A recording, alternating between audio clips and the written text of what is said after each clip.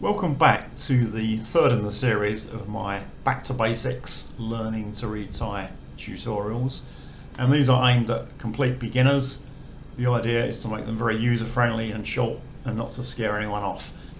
And if you think learning to read Thai is difficult, think what it's like for a foreign student to learn English. And if you know English, you've probably known it since you were a very small child. And it all seems so natural now, you don't think anything is strange about it. But there are lots and lots of strange things about English, and it must be very, very difficult for Thai students and for any foreign student. For example, letter C, the pronunciation of letter C. Makes an S sound in ceiling, K sound in cat, CH sound in cello. So you have to remember what sound it makes in a particular word. Same for the two pronunciations of G, goat, giant, girl, giraffe. You have to know how the G is pronounced in every word.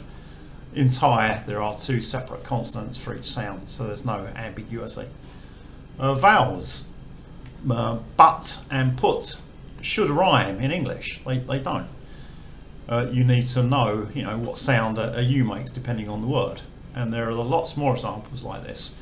In Thai, there are separate vowels for separate sounds, so again, there's no ambiguity. The vowel combination OO in foot makes a different sound to the vowel combination OO in food. Again, in Thai, there's two separate vowels. If someone deserts in the desert, we need to know the pronunciation of the word depending on the context, or if someone presents and receives a present, it's the same thing. There are lots of things in English that English speakers take for granted, but actually they're very strange and very difficult for foreign students. Thai is not perfect, but it's not as bad as it first appears. And one excuse I've heard from foreigners who are too lazy to learn to read is that there are so many consonants and so many vowels. Well, as I've already said with the vowels, there are different vowels for different vowel sounds, unlike English. So it's actually a good thing to have all those vowels. With the consonants, there does appear to be some redundancy. Some things make sense, other things don't, but there's probably a sort of historical context as to why these things are still there, don't make sense. And Thai is a tonal language, and the class of the initial consonant in each word affects the tone rule. So sometimes we have two consonants that make the same sound, but they're a different class. Like here, these two consonants make an F sound, but one is low class, one is high class. These two consonants make a P sound. One is low class, one is high class. There's also another low class P consonant, so there is some redundancy there. There used to be 5 K consonants. These two here are now obsolete, so you won't see them unless you look in some very old books. Again, there's different classes, so this one is high class, but these two are low class, so I guess you can say there's some redundancy. But this one you see very rarely. And with the S consonants, there's 4 S consonants. One is low class, but there are 3 high class S consonants. And there's also a consonant cluster that makes an S. And you might sort of think, well, why are there 3 high class S consonants? As I said, there's probably a historical reason. What you also find is that although there are technically 44 consonants, but these two are obsolete, so there's 42 in use, you only see a very small subset. Like with the S's, you'll see this one the most, then this one, and these two very rarely come up.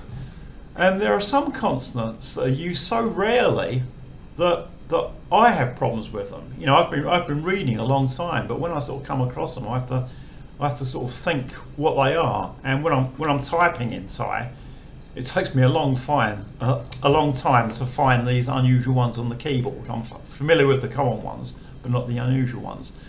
So it's good to have a lot of vowels because they've got different sounds. And don't worry that there's sort of 42 consonants still in use. When you start to read, you will only see quite a small subset, and there's some consonants that you'll very rarely see. This is the vowel I'm going to introduce today. As I said before, some of these vowels need to be written above a consonant, so I've just used the zero consonant. And with Thai vowels, you find that for all the vowels, there's a short and a long version. And the one we did previously, the Sara it, which makes like an I sound in English, is the short version. And this one here, which is the same as that vowel, but it's got a little line at the end, a little vertical line. This is the long version. And it just makes a sound like a long E in English, a double E or an EA. That's all there is to it. So what I'll do, I'll use some of the previous consonants we've covered in the first two tutorials, and I'll introduce a couple of new consonants, and we'll just look at a few simple words. So this one here, you need to remember that the vowel is written above the initial consonant, and the initial consonant is the bo blah that we did in the previous tutorial for bit and bird, or open and close, and that makes a sound sort of a bit of a cross between a B and a P. Then we've got the long E, and the final consonant is this no nu, which makes an N sound. And this is one of the few consonants that makes the same sound as an initial and final consonant. So we get the BP, initial consonant, long E, final consonant N, beam, and that means to climb. It's a verb. Next word, I'm going to introduce another consonant now, and this one here is called morma. It makes an M sound, and again it makes the same sound regardless of whether it's initial or final consonant. It looks a bit like the no nu, but the little loop at the bottom is on the left hand side and not the right hand side. So that's a straightforward English M. Then the long E, and this Dordek character I pointed out in the open close tutorial that as an initial consonant it makes a D sound, D for dog, but as a final consonant it makes an unreleased T sound. You remember pit, close, and bird, open, it uses this final consonant, and it's the same here. So we have M, long E and a T, me. It's got a falling tone. I'm not going to get too wrapped up with tones at the moment. I'm just going to sort of do the basic sound of the word, because if I try to do the tones as well, it's going to get very confusing, and I don't want to confuse anyone. But with a falling tone, you sort of put energy into the word at first, and then it towers off. So me, it goes down at the end. That just means knife. And the final word is another new consonant, and this one is similar to or blah, but you'll see that this line doesn't go up as high. It's the same height. And this is, as an initial consonant, it's just like a B in English. As a final consonant, it makes an unreleased P sound. So the initial consonant and the final consonant are actually the same, but the sound is different. It's a B as an initial consonant and a P as a final consonant with that long E in the middle. So it's low tone, B, and it means to squeeze. With these tutorials, I want to have some real life examples so that you know you're going to encounter these things in the real world and it's not just theory from textbooks. So if we look at this sign, we see that the first word, and the first word is just a consonant and a vowel. It's the mo, ma, the M consonant that we just did, and then the long E vowel, me. And this means to have, and Thais use this far more than English people. You know, if I was to say in English, there are 4 cats in this house, then Thai would use the word me to have. So ban ni mi mao si tua. So they just use the word to have a lot more. And when Thais speak English, they're sort of doing an English to Thai translation in their head, and they will use the word have a lot. If you want to know the rest of the sign, it's more advanced than I intended doing at this stage, but it just says mi hong. So the person who did this has a room, wang, which is available, hai chow, to rent. So if you're looking for somewhere to stay in Thailand, there aren't many sort of classifieds, and what you normally do is just walk around and look for signs like this, you know, mi ban, mi wang hai chow. So they have a house for rent or have a room for rent.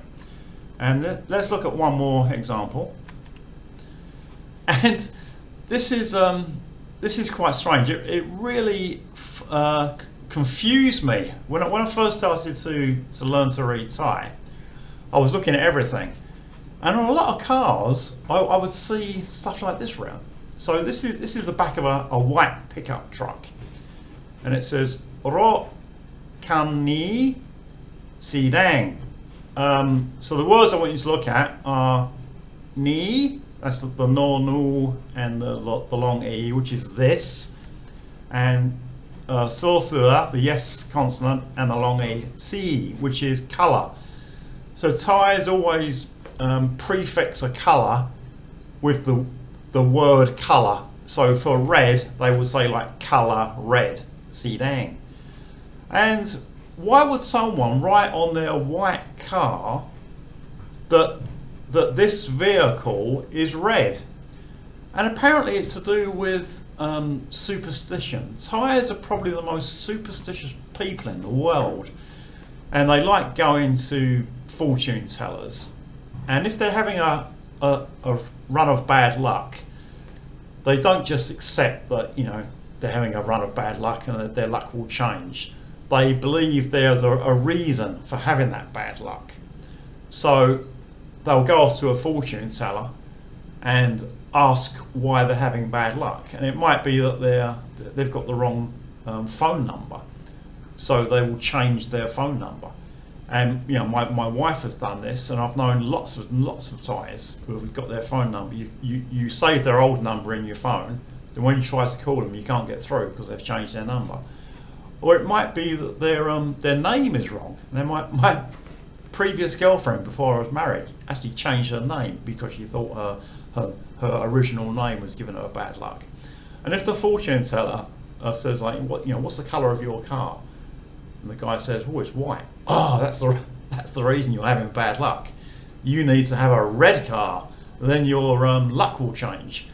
But you know, respraying a car is quite an expensive business. So just to get around that, the guy will just put a little sign on the back saying this car is red, and then his luck will change and everything will be hunky-dory. Thanks for watching. If you have any comments, questions or other feedback, please leave them below, and more videos soon.